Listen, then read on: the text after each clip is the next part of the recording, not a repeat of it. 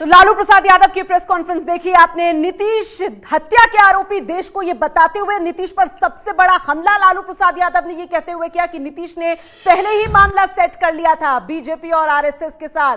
BJP के गोद में खेल रहे हैं नीतीश कुमार। ये तमाम आरोप नीतीश कुमार पर लगाते हुए लालू प्रसाद यादव की तरफ से महागठबंधन की नई सरकार बनाने का फॉर्मूला भी इस प्रेस कॉन्फ्रेंस में पेश कर दिया गया। लालू के नीतीश पर बड़े आरोप, कहा महागठबंधन टूटेगा नहीं, इसकी वो कोशिश करेंगे। हालांकि लालू प्रसाद यादव ने जिस तरीके के आरोप लगाए नीतीश कुमार पर, इसके बाद महागठबंधन टूटना तय माना जा रहा है।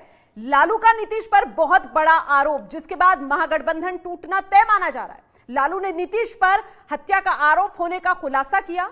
बाकायदा उसके कागज वो दिखा रहे थे प्रेस कॉन्फ्रेंस में। लालू ने नीतीश पर आरोप लगाया कि उन्होंने पहले से ही मामला सेट कर लिया था और मामला बीजेपी के साथ सेट कर लिया था। जिस तरीके से प्रधानमंत्री नरेंद्र मोदी ने ट्वीट किया नीतीश कुमार के इस्तीफे के बाद, उसे भी लालू प्रसाद यादव ने इस पूरी सेटिंग के साथ जोड़ा। लेकिन फिलहाल जो आरोप लालू प्रसाद यादव ने लगाए हैं नीतीश कुमार पर कि नीतीश हत्या के आरोपी, वो कागजात एबीपी न्यूज के पास आ गए हैं। सीधे न्यूज रूम आपको लिए चलते हैं। नेहा के हाथ में इस वक्त वो कागजात हैं। नेहा, रोमाना, जो कागज लालू प्रसाद यादव दिखा रहे थे अब से थोड़ी देर पहले अपनी प्रेस कॉन्फ्रेंस में, आपको बता दें वो चुनावी हलफनामे की कॉपी एबीपी न्यूज के पास मौजूद है। ये चुनावी हलफनामा जो नीतीश कुमार ने दिया था, और आपको ये भी बता दें इसमें हम आपको दिखाना चाहेंगे कि कहां पर 302 और 307 का जिक्र है। आप देख सकते हैं यहां पर 302 और 307 इंडियन पीनल कोड और इसके साथ ही आर्म्स एक्ट के तहत भी केस दर्ज। ये आरोप जो लालू प्रसाद यादव ने कहे कि नीतीश कुमार के खिलाफ, उन्होंने खुद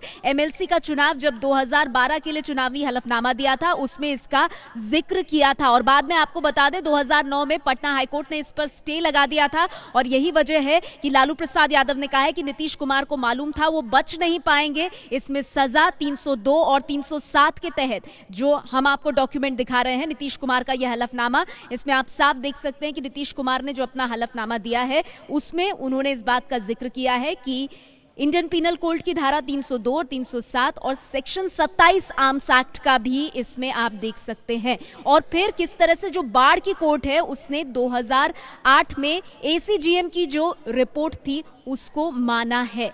और फिर बाद में इसी में यही जो आप अभी देख रहे हैं डॉक्यूमेंट का हिस्सा, इसके नीचे ये भी दिया हुआ है कि 2009 में जो पटना हाई कोर्ट है उसने इस पर स्टे लगा दिया था। लेकिन आज यही हलफनामा जिसकी कॉपी एबीपी न्यूज के पास मौजूद है, जिसका एक स्क्रीनशॉट हम अभी आपको दिखा रहे हैं आपकी टेलीविजन स्क्रीन पर, यह नीतीश कुमार का हलफनामा है। 2012 में एमएलसी के चुनाव के लिए इन्होंने दाखिल किया था नीतीश कुमार ने। और लालू प्रसाद यादव पूछ रहे हैं कि अब आप बताइए हमें ये कि भ्रष्टाचार का आरोप बड़ा है या फिर इस तरह के अत्याचार का नीतीश को पता था कि वो बचेंगे नहीं, इसीलिए गोद में खेल रहे हैं बीजेपी और आरएसएस की। हमारे साथ यहाँ पर न्यूज रूम में विजय विद्रोही मौजूद है। अच्छा ये बताइए विजय, अब इसके बाद कोई चांस नीतीश के लिए बनता है? अभी तक इसे मास्टर स्ट्रोक कहा जा रहा था, लेकिन लालू जिस तरह के आरोप लगा रहे हैं, अब इसके बाद क्या? वो कह रहे हैं तो बच भी नहीं पाएंगे, इन पर ऐसे आरोप हैं कि इसमें आजीवन कारावास या फांसी की सजा है। लेकिन इस पर देखिए पटना हाई कोर्ट ने 2009 में इस पर रोक लगा दी थी और उसके स्टे लगा हुआ है, तो स्टे लगने के बाद थोड़ी सी राहत आदमी को मिल जाती है। अगर ये केस दोबारा खुलता है और तब अगर अदालत कोई कार्रवाई करती है तो वो अलग बात है। लेकिन कुल मिलाकर अभी तो लालू ये बताने की कोशिश कर रहे हैं कि जो अपने आप को दूध का धुला बता रहा है वो दूध का धुला नहीं है। मेरे दाग तुम्हारे दाग, ये वाली आपसी जो राजनीतिक रंजिश है उसमें मामले को उलझाने की लालू कोशिश कर रहे हैं। लालू शायद ये भी कह रहे हैं कि नीतीश घिर गए थे, उनको पता था इस मामले में वो बचेंगे नहीं। तो कहां किस तरफ इशारा कर रहे हैं जब वो ये भी कहते हैं कि नीतीश बीजेपी की गोद में खेल रहे हैं?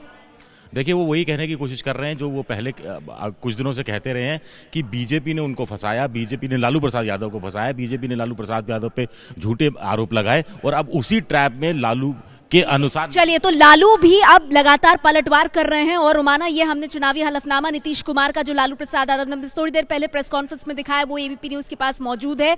अब सवाल ये है कि आगे क्या होगा बिहार में? अगर नीतीश कुमार ने जो इस्तीफा दे दिया है तो कैसे बनेगी सरकार?